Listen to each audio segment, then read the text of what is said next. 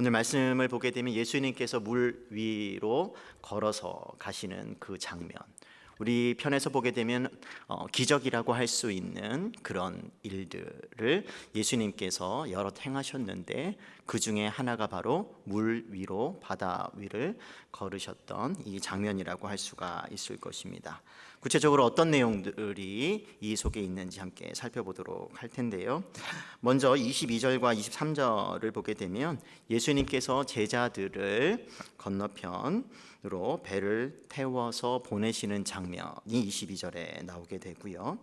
그 다음에 23절에 보게 되니까 제자들을 보내시고 나서 그러면 예수님께서는 뭘 하시는가, 그와 관련해서 기도하기 위해서 따로 산에 올라가셨다라고 말씀하고 있는 것을 볼 수가 있습니다. 오늘 말씀의 배경이라고 하는 거죠.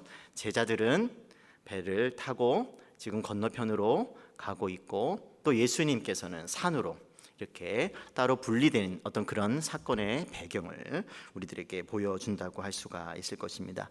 잠깐 언급하고 넘어가고 싶은 것은, 예수님께서 이제 마태복음부터 요한복음까지 읽게 되면 간혹 가다가 예수님께서는 따로 제자들과 분리되어서 기도하기 위해서 홀로 시간을 보내는 것을 우리는 볼 수가 있습니다.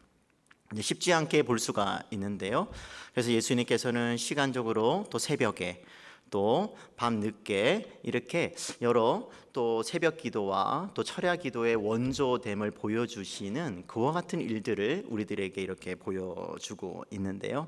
이것을 통해서 우리가 볼 수 있는 것은, 예수님께서는 기도하지 않고는 어떤 기적을 행하실 수가 없어서가 아니라 의도적으로 제자들에게 하나님의 일은 기도를 하면서 해야 함을 의도적으로 가르쳐 준다라고 볼 수가 있다는 것이죠.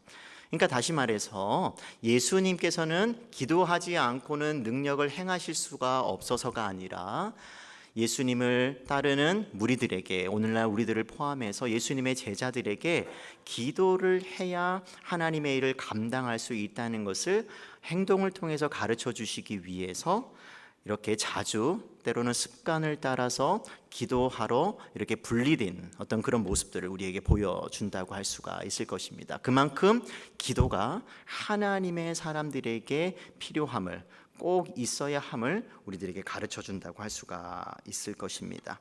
그러고 나서 이제 배를 타고 가는 그런 제자들 가운데 예수님께서 물 위를 걸어서 오시는 장면이 이어서 나오게 되는데요. 24절을 한번 보겠습니다. 배가 이미 육지에서 수리나 떠나서 바람이 거스름으로 물결로 말미암아 고난을 당하더라. 이 말씀을 보게 되면 배를 타고 가고 있던 이 제자들에게 문제가 생기는 것을 볼 수가 있죠.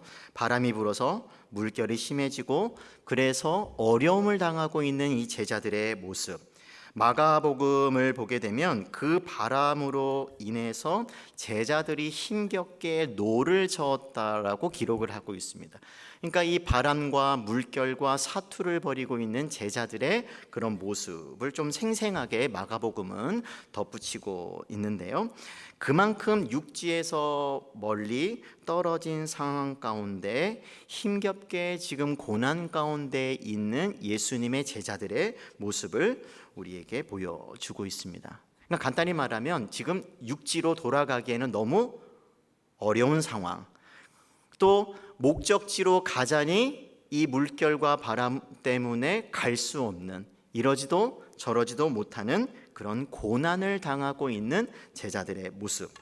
그러면서 25절에 이어서 보게 되면 밤 사경에라고 하면서 이제 시간 정보를 우리에게 가르쳐 주고 있죠.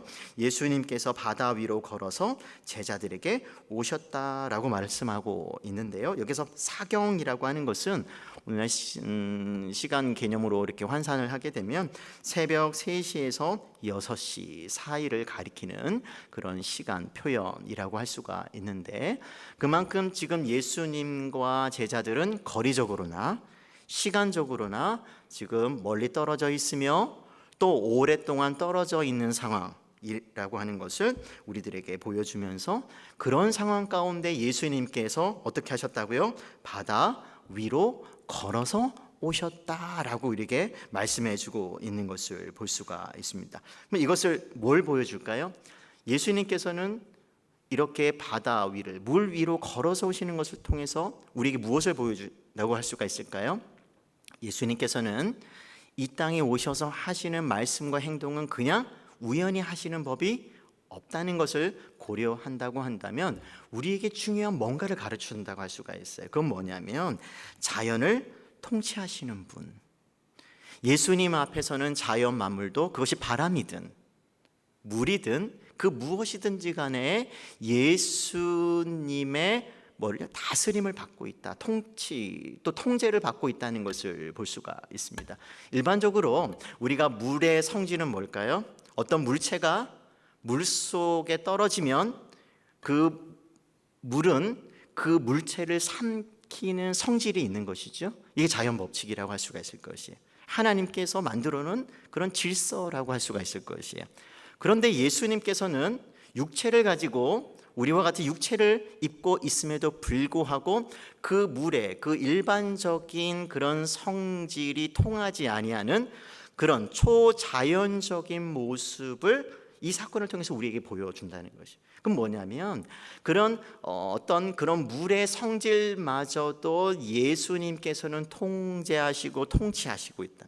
것을 우리들에게 보여주죠. 이것을 요한복음 2장에 보게 되면 물이 포도주로 바꾸시는 그것을 통해서도 우리에게 보여주죠. 어떻게 일반적인 물이 포도주라고 하는 다른 어떤 성질로 그 물이 변화될 수 있는가? 그것은 일반적으로는 자연적인 어떤 현상은 아니지만 예수님이라고 하는 그런 모든 자연 만물을 통제하시는 그 주권자, 어찌 보면 모든 그런 만물의 주인, 그 주권자 앞에서는 모든 것들이 순종하며 그것이 가능하다고 하는 것을 우리에게 보여주는 것이죠. 이것을 우리에게도 적용할 수가 있습니다.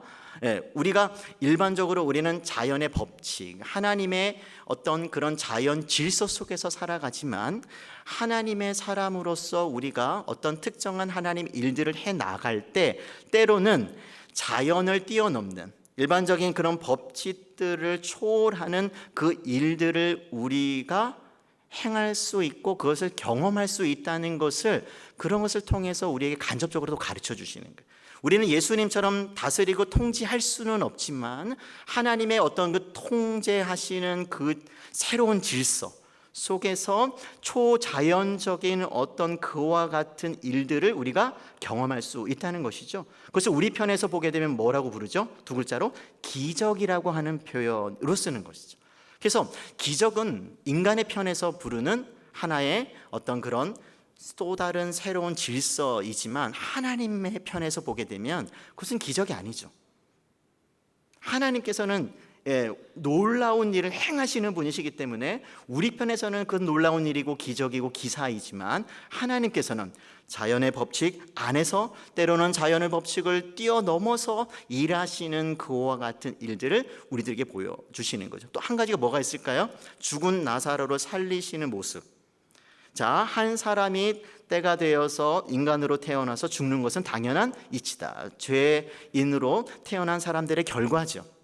근데 예수님을 만나면 그런 자연적인 죽음의 일조차도 뭐 하는 거예요? 뭔가 새로운 질서 가운데 다시 살아날 수 있다는 것을 보여주는 거죠. 그러니까 이런 예수님의 일련의 여러 다양한 그런 기적과 같은, 우리 편에서 기적과 같은 그런 일들을 가만히 살펴보게 되면 예수님께서는 우리들에게 뭔가를 보여주시고 또 가르쳐 주시고자 하는 그 뜻이 놀라운 일들이 있다는 것이죠. 이 무리를 걷는 사건도 마찬가지라는 거예요. 그런 것을 이 무리를 걷는 사건을 통해서 뭔가 예수님이 누구이신가, 예수님이 과연 어떤 분이신가, 더 나아가서 우리가 믿고 따르고 있는 그 예수님의 그런 한계치는 과연 어디까지인가 라는 것을 우리들에게 도전적으로 또 우리에게 가르쳐주고 또 우리에게 도전을 주는 말씀이라고 할 수가 있을 것입니다. 그래서 여기에서 중요한 것은 무엇일까요? 예수님이 누구인가? 또 예수님과 동행하는 사람들에게 필요한 그런 믿음의 어떤 그런 원칙이 작용했을 때 그와 같은 기적, 우리가 또 경험할 수 있다는 것을 우리들에게 보여주는 것이죠. 그래서 믿음의 눈이 필요한 것입니다. 그래서 우리가 믿음의 눈으로 세상을 살기를 바라시는 하나님의 의도가 여기 담겨져 있다, 이렇게 말할 수가 있는 것이죠. 하지만 사탄은 우리의 눈에서, 우리의 삶에서, 우리의 신앙에서 무엇을 빼앗아 가기를 원할까요? 믿음이죠. 그래서 사탄은 우리의 눈에서 믿음을 빼앗아 가려고 노력을 많이 하고 있습니다. 특별히 학문의 세계에서 18세기에 데이비드 휴움이라고 하는 철학자가 있었고 또 사상가가 있었는데요, 기적에 관하여라고 하는 책을 썼습니다. 근데 성경에 나타난 기적과 같은 것은 자연 법칙의 위반이라고 하면서 오늘날 경험되지 않는 그런 일들과 사건은 뭐라는 거예요? 일어날 수 없다고 그렇게 주장을 했죠. 그러니까 경험론적으로 이렇게 따져보게 되면 무리를 걷는 일은 자연 법칙에 속한 것이 아니죠. 초자연적인 일이에요. 그래서 오늘날 그와 같은 무리를 걷는 사람이 한 사람도 없으니 그것은 자연 법칙을 따르는 어떤 원리를 보게 되면 예수님께서 이때 무리를 걸으셨다는 것도 뭐 하는 거예요? 그 자연 법칙에 위배되니 일어난 일이 아니다, 이렇게 주장합니다. 그래서 학문의 영역에서 유명한 철학자요 사상가가 말했으니 그 맞나요? 아니죠. 그래서 성경을 뒤지면서 자연 법칙에 위배되는 모든 수많은 기적들을 다 잘라냈던 그런 일들이 그 이후로 일어났었던 일이죠. 그러니까 믿음의 눈이 아니고서는 설명되어질 수도 없고 또 그것을 믿고 따를 수 없는 거라는 것을 우리에게 보여주는 거예요. 그래서 이렇게 또 무리를 걷는 거 보고 또 다양하게 해석을 하기도 하죠. 예수님이 실제적으로 무리로 걸어오신 것이 아니라 다양한 이성의 어떤 논리로 그것을 따지면 설명될 수가 없는 것이죠. 왜요? 초자연적인 일이니까. 그래서 우리에게 필요한 것은 뭘까요? 이 세상의 논리, 의심의 논리가 아니라 어떤 의식의 법칙에 따르는 것이 아니라 믿음의 어떤 원칙과 원리가 아니라고 한다면 이와 같은 일들을 믿을 수도 없고 또 실제로 이와 같은 그런 기적을 우리는 경험할 수가 없다고 할 수가 있을 것입니다. 그런데 예수님만 무리를 걸으신 것이 아니라 이어서 말씀을 보게 되니까 베드로도 물 위를 걸었다는 것을 볼 수가 있죠. 26절의 말씀 볼까요? 제자들이 그가 바다 위로 걸어오심을 보고 놀라 유령이라 하며 무서워하여 소리 지르거늘, 이렇게 보게 되면 제자들이 이렇게 놀라는 어떤 그런 장면들이 기록이 되어 있죠. 그러면서 예수님을 유령이다, 가물가물하니까 그런 복잡한 상황 속에서, 깜깜하고 보이지 않는 상황 속에서 누군가 그 물 위로 걸어오는 어떤 다가오는 그런 모습, 우리 일반적으로 무서움에 떨 수밖에 없는 그런 상황이고 소리를 지를 수밖에 없죠. 그때 예수님께서 27절의 말씀을 보니까 즉시 이르시되 안심하라, 두려워하지 말라, 나다라고 말씀을 하고 있는 것을 볼 수가 있습니다. 그때 28절의 말씀을 보니까요, 베드로가 대답하여 이르되 주여 만일 주님이시거든 나를 명하사 물 위로 오라 하소서라고 담대하게 베드로가 말하고 있는 것을 볼 수가 있습니다. 그러니까 예수님께서 경험하고 있는 이 초자연적인 이 무리를 걷는 것을 지금 누가 요청하고 있어요? 베드로가 요청하고 있는 것을 볼 수가 있습니다. 이거 일반적인 생각이 아닙니다.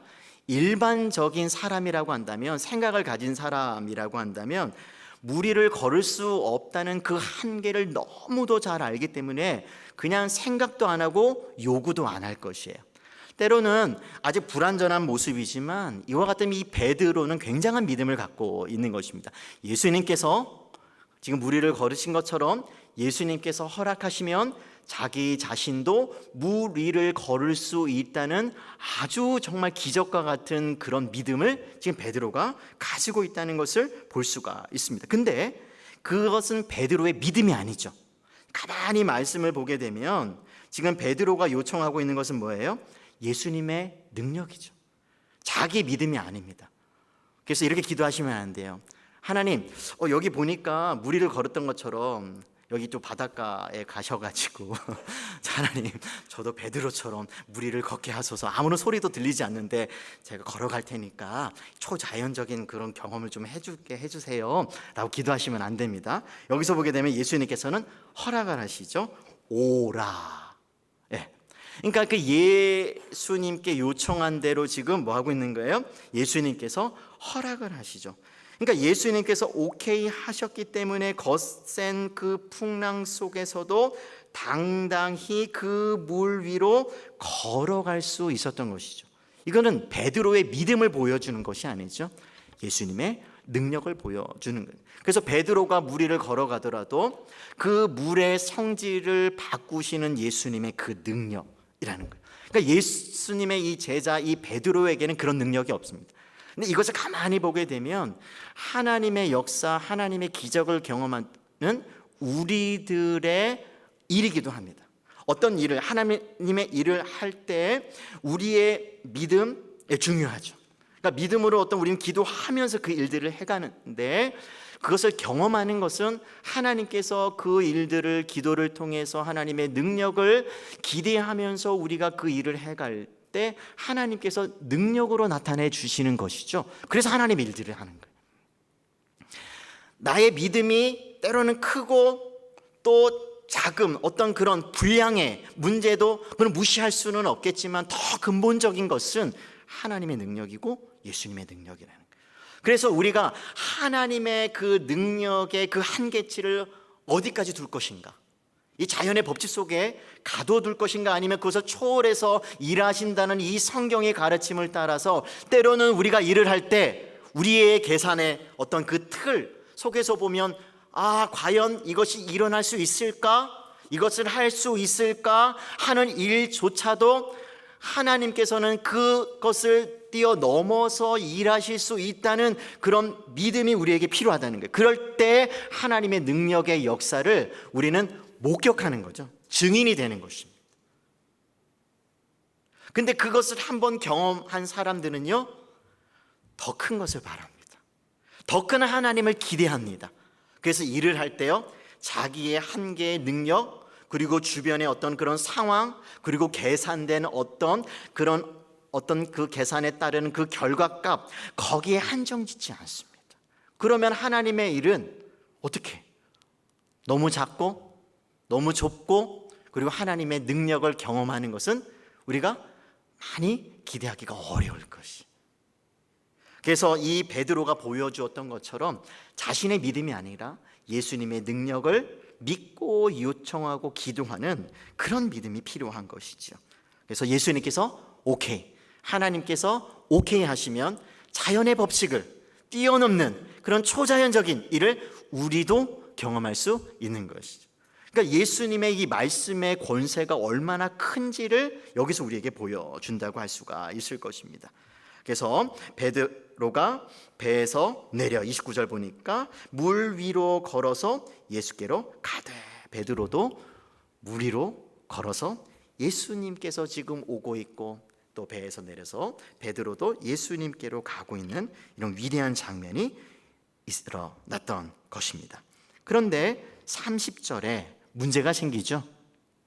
30절의 말씀을 보니까 바람을 보고 무서워 빠져가는지라 소리질러 이르되 주여 나를 구원하소서 하니. 베드로에게 문제가 생기죠. 처음에 시작은 굉장히 좋았어요. 예수님, 저도 물 위를 예수님처럼 걸어가게 해주세요. 와라. 그래서 가고 있는 도중에 보통 사람들 같으면 지금 잔잔한 파도 위를 걷고 있는 것은 아닙니다. 날씨가 화창한 가운데 물 위를 걸어가고 있는 것이, 그렇게 생각하시면 안 됩니다.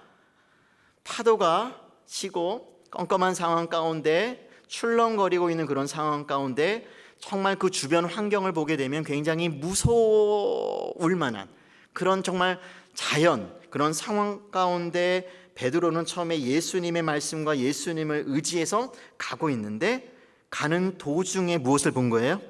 바람을 보는 거죠. 이거 신앙생활 하다 보면 똑같습니다.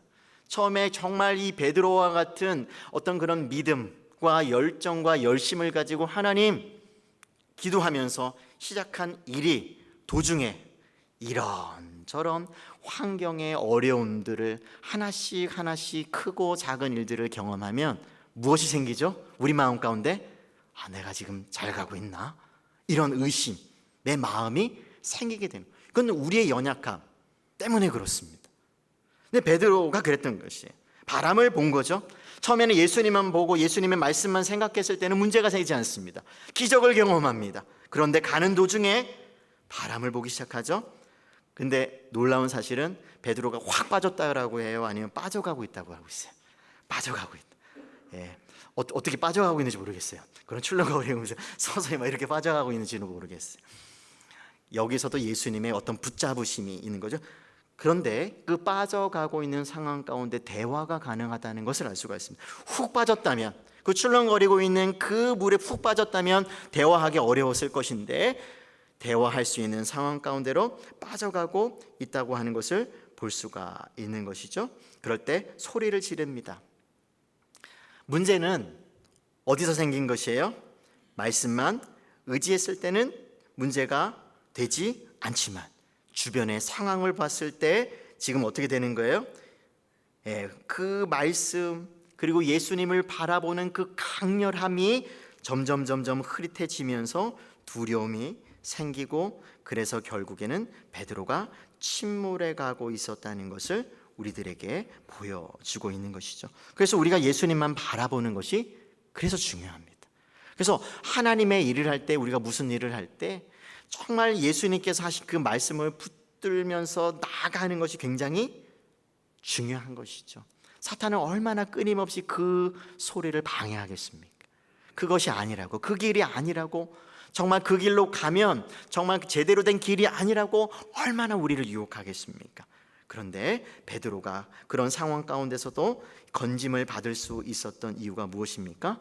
예수님을 다시 붙잡은 거죠. 소리를 질러 주여 나를 구원하소서. 예수님밖에 구원할 자가 없다는 것을 베드로는 너무나 잘 알고 있던 거죠.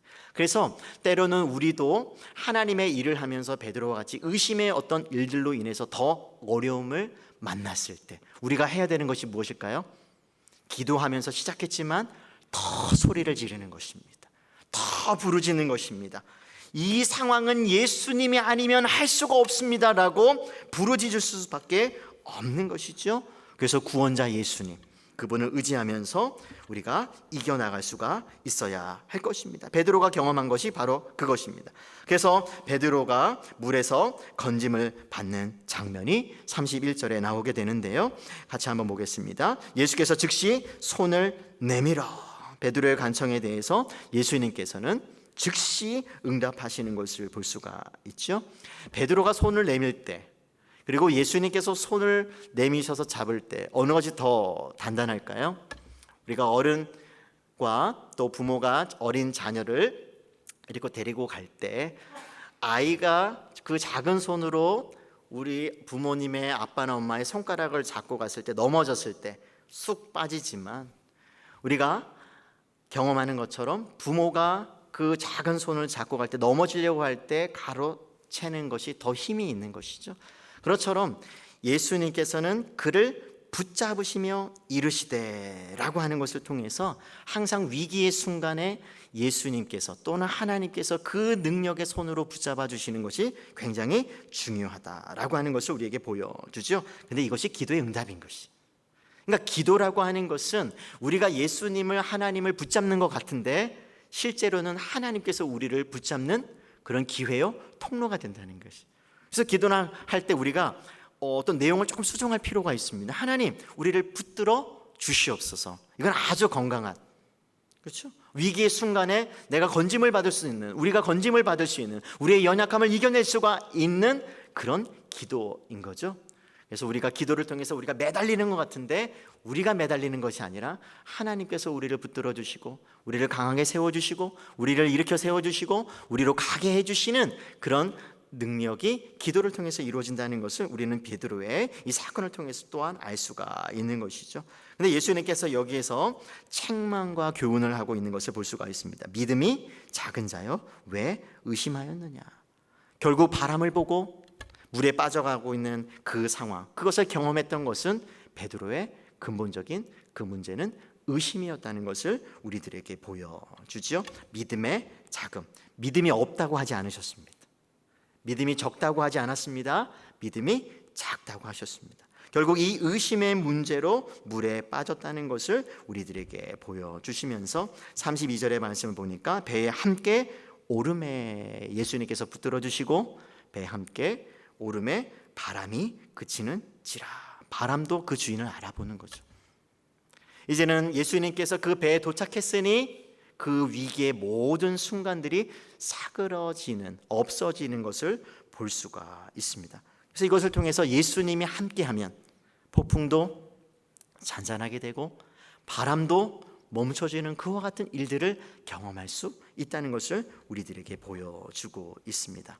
그러면서 이제 배에 있는 그 사람들이 33절의 말씀을 보니까 예수님께 절하며 이르되라고 하는 것을 통해서 구원을 받은 그 제자들이 이어서 한 행동이 바로 이 경배였다라고 하는 것을 우리에게 알려주죠.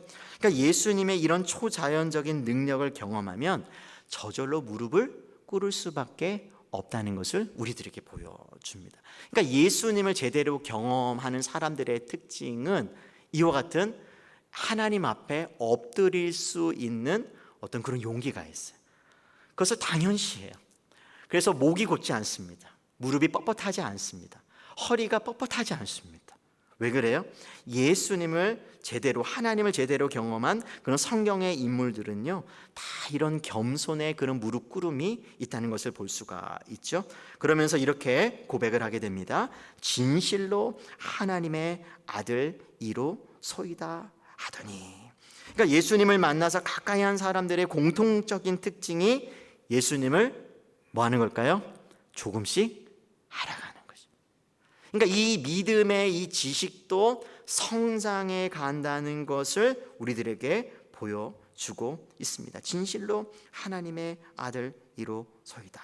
그래서 우리는 신앙이라고 하는 것은 때로는 경험을 통해서 우리가 믿음 생활을 전부 하는 건 아니지만 또 경험을 통해서 신앙이 성장하고 알아가는 그런 일들이 있는 것이죠. 그래서 가능하면 하나님께서 우리가 교회 공동체를 통해서 어떤 일들, 사업들을 할 때 동참하는 것이 그래서 중요합니다. 왜냐하면 그 일들을 하면서 경험을 통해서 하나님의 역사를 체험하기 때문에 그렇죠. 그래서 선교나 지금 우리 일본 단기 선교를 갔지만 청년들과 우리 장로님이 또 연합해서 그런 일들, 근데 그 선교 현장이나 아니면 우리가 또 전도를 또 매주 하고 있지 않습니까? 또 전도하는 일이나 또 훈련하는 그런 모든 일들의 가치가 있는 것이 그것을 통해서 경험적으로 체험되는 그런 지식이 있기 때문입니다. 그래서 하나님의 일들은 이런 경험을 통해서 늘어가게 되는데요. 그래서 우리는 그런 믿음으로 때로는 힘든 상황 속에서도 우리가 한 발 한 발 내딛는 일이 굉장히 중요합니다. 그래서 제가 간혹가다 기도할 때 이런 기도를 자주 합니다. 어떤 기도냐면 하나님께서 섬기는 이들만이 경험할 수 있는 그런 능력, 그런 역사를 경험하게 하여 주시옵소서. 제가 예전에 구역장 어떤 이런 신방들을 할 때 다 동일하게 물어보았던 질문이 있습니다. 굉장히 힘드시대요. 몇 년 하셨습니까? 네, 10년 하셨습니다. 20년이요, 뭐 30년이요, 막 이렇게 하시는 분들이 있는데, 근데 그만두고 싶을 때도 정말 많고 내년에 고민하고 있다고 하시지만 그만두시겠습니까? 라고 했을 때 그렇지 않다 라고 대부분 이야기하시면서 왜 그러냐고 물어보니까 왜 그렇다고요? 구역장을 섬길 때 힘들지만 그런 섬길 때만 경험할 수 있는 특별한 은혜, 그것이 있다는 것이. 혹시 여러분들 그것이 무엇인지 아십니까? 이건 정말 경험해 보신 분들만 알 수 있는 것이. 그래서 우리의 훈련, 우리의 모든 헌신, 모든 수고는 결코 헛되지 않는 하나님의 그 특별한 은혜를 경험할 수 있는 통로가 된다는 것. 그래서 가능하시면 섬기시기를 바랍니다. 아직도 어떤 섬기기를 훈련받기를 좀 주저하고 있는 분들이 있다면 빨리 한번 동참해 보시길 바랍니다. 반드시 하나님께서 그 일을 기뻐하신다면 우리에게 뭔가 변화를, 유익을, 은혜를 반드시 주시려고 지금 기다리고 계시다는 사실을 기억하시기를 바랍니다. 우리는 믿음과 의심 사이를 살아가고 있습니다. 그래서 믿음이 강하면 의심도 또 작아지거나 없어지고요. 의심이 많으면 믿음이 약해지기도 하죠. 그래서 우리는 믿음이 떨어지지 않도록 하는 것이 굉장히 중요합니다. 끝까지 믿음으로 예수님의 은혜를 경험하면서 하나님의 예수님의 사람들만을 경험할 수 있는 이런 기적들을 체험하면서 하나님을 더 알아가는 그런 복된 삶을 살아가시기를 주님의 이름으로 축복합니다. 아멘. 기도하겠습니다.